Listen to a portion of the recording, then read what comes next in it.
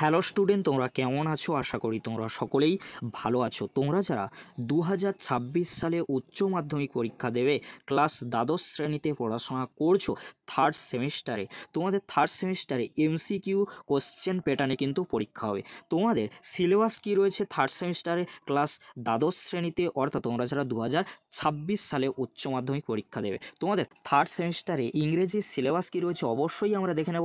তার আগে তোমাদেরকে বলে রাখি, প্রশ্ন প্যাটার্ন কি রয়েছে থার্ড সেমিস্টার ভালো করে স্ক্রিনে দেখে নাও।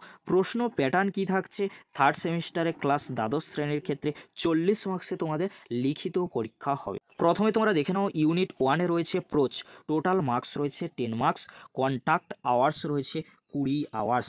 তার পরবর্তীতে রয়েছে ভার্স অর্থাৎ কবিতায়, টোটাল মার্কস রয়েছে 10 মার্কস, কন্টাক্ট আওয়ার্স রয়েছে 15 আওয়ার্স।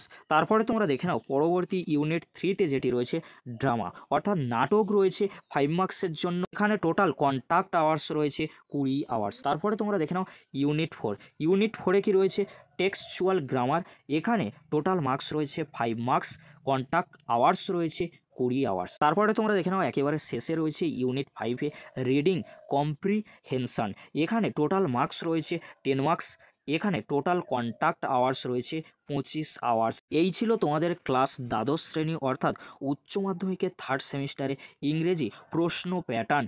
এখানে যে বিষয়গুলি রয়েছে pros, verse, drama, textual grammar, reading comprehension, এখান থেকে টোটাল মার্কস রয়েছে 40 মার্কস। 40 মার্কসে তোমাদের এমসিকিউ প্রশ্ন প্যাটার্নে কিন্তু পরীক্ষা দিতে হবে। চলো সিলেবাসটি আমরা দেখে নেব। সিলেবাসটি তোমরা ভালো করে দেখে নাও। প্রথমে তোমরা দেখে নাও ইউনিট 1, ইউনিট 1-এ রয়েছে প্রোজ বা গল্প, এখানে 3টি গল্প রয়েছে, টোটাল মার্কসও কিন্তু দেওয়া রয়েছে পাশে, তোমরা ভালো করে স্ক্রিনে দেখে নাও।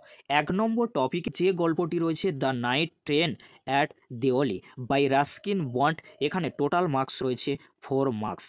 তার পরবর্তীতে যে টপিকটি রয়েছে strong roots by APJ Abdul Kalam, এখানে টোটাল মার্কস রয়েছে 3 মার্কস। তার পরবর্তীতে যে গল্পটি রয়েছে 3 নম্বর টপিকে a room of one's own, section on Shakespeare's sister by Virginia Woolf, এখানে টোটাল মার্কস রয়েছে 3 মার্কস।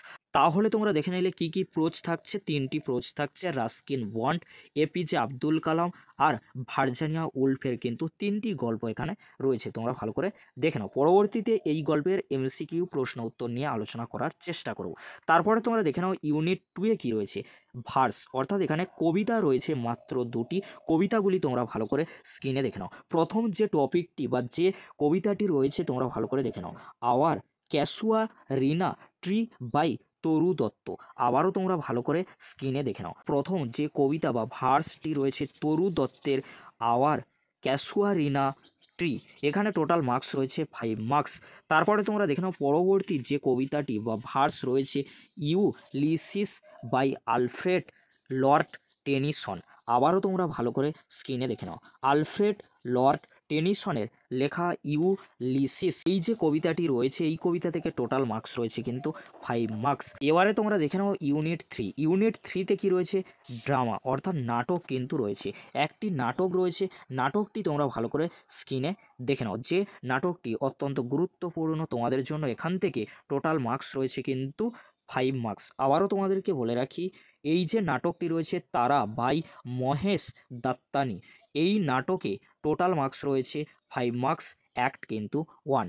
তারপরে তোমরা দেখে নাও ইউনিট 4, ইউনিট 4-এ কি রয়েছে টেক্সচুয়াল গ্রামার, এখানে 1 নম্বর টপিকে যেটি রয়েছে textual grammar from unit 1 and unit 2, synthesis and splitting of sentence, change of narration, correction of errors, এখান থেকে টোটাল মার্কস রয়েছে অর্থাৎ ইউনিট 4-এ টোটাল মার্কস রয়েছে 5 মার্কস। এবারে তোমরা দেখে নাও থার্ড সেমিস্টারের সিলেবাসে একেবারে শেষে রয়েছে ইউনিট 5 রিডিং কম্প্রিহেনশান, এখান থেকে যে টপিকটি তোমাদেরকে ভালো করে পড়তে হবে, টোটাল কত মার্কস রয়েছে রিডিং কম্প্রিহেনশানে, টোটাল মার্কস রয়েছে কিন্তু 10 মার্কস।